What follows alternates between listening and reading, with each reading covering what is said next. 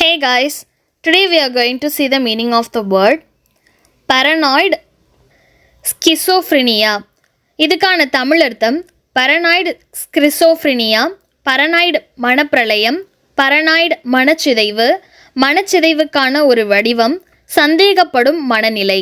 So let's take two example sentences to get even more better understanding.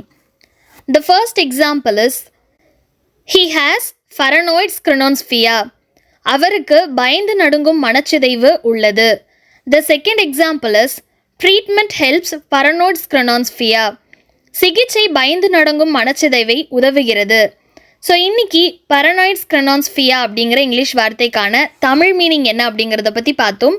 இதே மாதிரி வேறொரு வீடியோவில் வேறொரு இங்கிலீஷ் வார்த்தைக்கான தமிழ் மீனிங்கோடு உங்களை மீட் பண்ணுறேன். அது வரைக்கும் டேக் கேர் அண்ட் பை.